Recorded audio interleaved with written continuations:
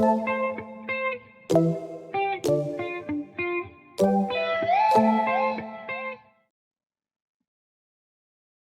CI scholars.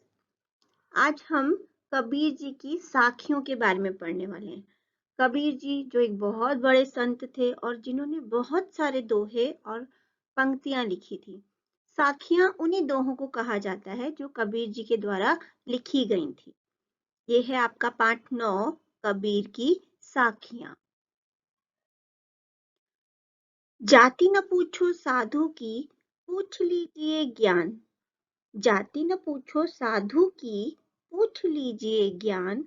मोल करो तलवार का, पड़ा रहन दो म्यान।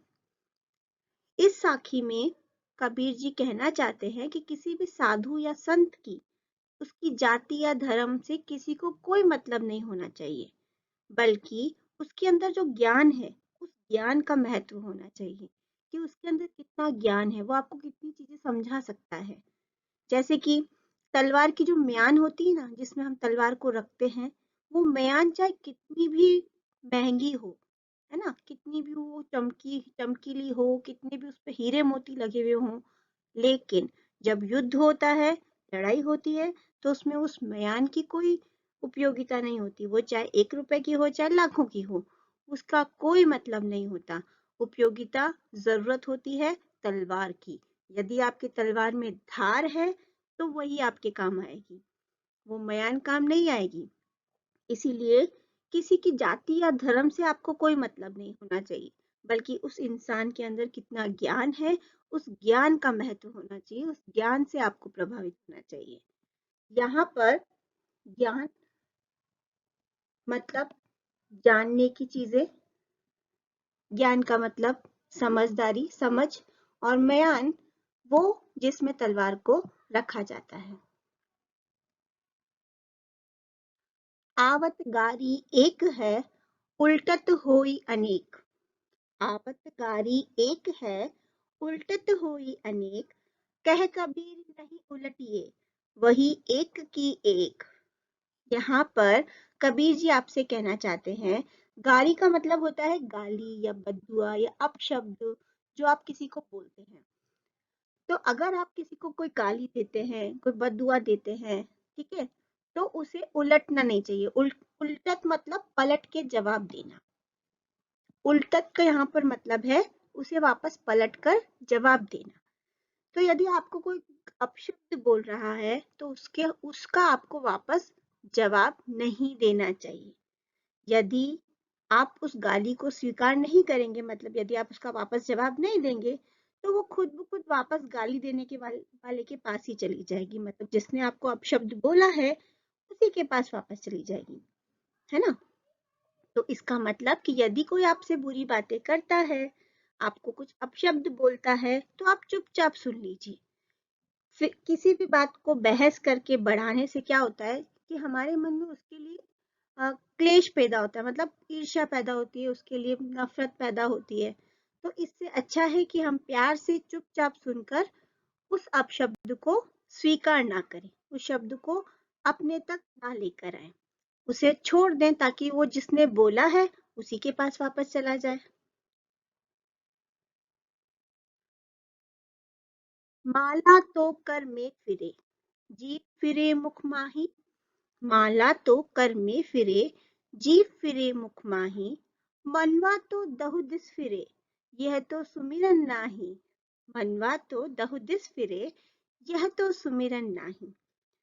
तो जो कबीरदास जी जिस समय थे, उस समय हमारे समाज में धार्मिक आडंबर बहुत था, मतलब दिखावा बहुत था।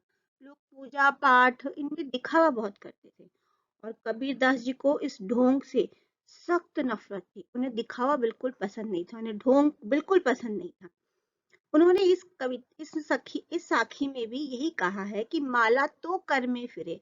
कर का मतलब होता है हाथ, कि आपके हाथ में माला है, आप भगवान का नाम जप रहे हैं हाथ में माला लेकर।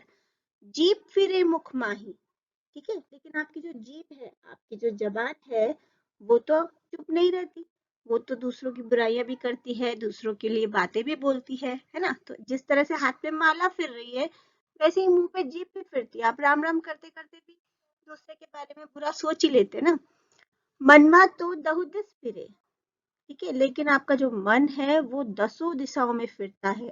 दिस मतलब दिशा, ठीक है, दहु मतलब 10। तो आपका मनवा जो है वो तो 10 दिशाओं में फिरता है। आप कोई भी काम करते करते कई चीजों के बारे में सोचते हैं। ऐसा होता है ना कि आप पढ़ते पढ़ते भी आपके दिमाग में कई बार कई चीजें चल रही होती है कि अच्छा इसके बाद मुझे ये खाना खाना है, इसमें फिर ये करना है, फिर मुझे टीवी देखना है, उस पिक्चर के बारे में सोचते हैं जो आपने देखी होती है। तो भगवान का जो नाम है यह तो सुमिरन नाही। सुमिरन का मतलब होता है भगवान का जाप करना। कि इस तरह से तो भगवान का जाप नहीं होता है कि आप ध्यान कहीं और लगा के रख रहे हो, मुंह में राम राम बोलते हुए चल रहे हैं, है ना। तो कबीरदास जी का कहने का मतलब है कि माला फेरना, मंत्र बोलते रहना, ये सच्ची पूजा नहीं है, ठीक है। क्योंकि माला फेरते फेरते भी हमारा मन कई दसों दिशाओं में भटकता रहता है, तो इसे हम सच्ची पूजा करना नहीं कहते हैं। कबीर घास न निंदिए जो पाँव तली होए। कबीर घास न निंदिए जो पाँव तली होए। उड़ी पड़े जब आँखी में खरी दुहेली होए। उड़ी पड़े जब आँखी में खरी दुहेली होए।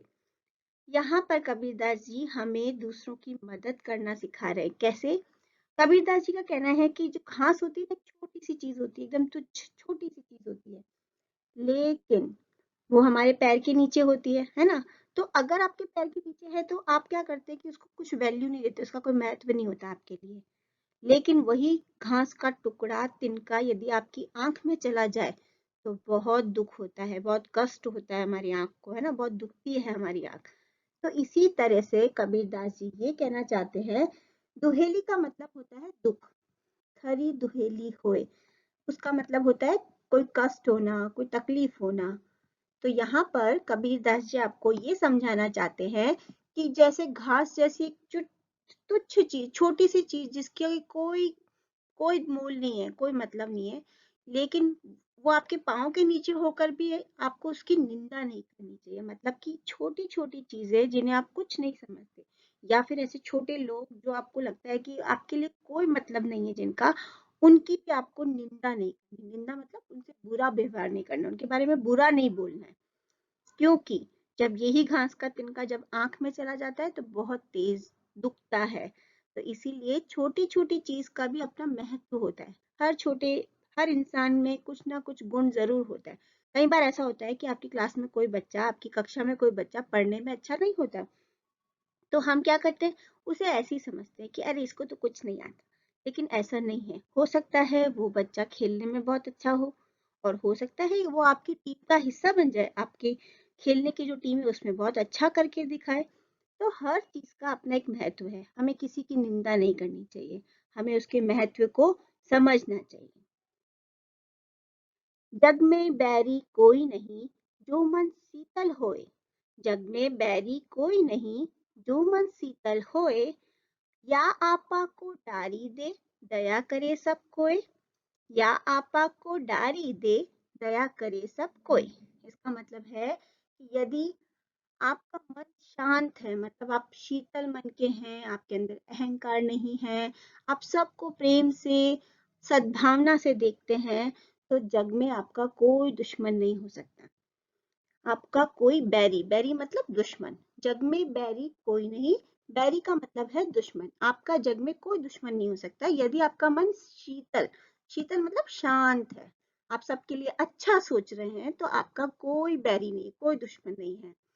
या आपा को डारी दे दया करे सब कोई, यानी कि अगर आप दूसरों को प्रेम देते हैं, आप दूसरों को सम्मान देते हैं, दया करते हैं, तो दूसरे भी आपके लिए उसी तरीके से दया और सम्मान से देखेंगे।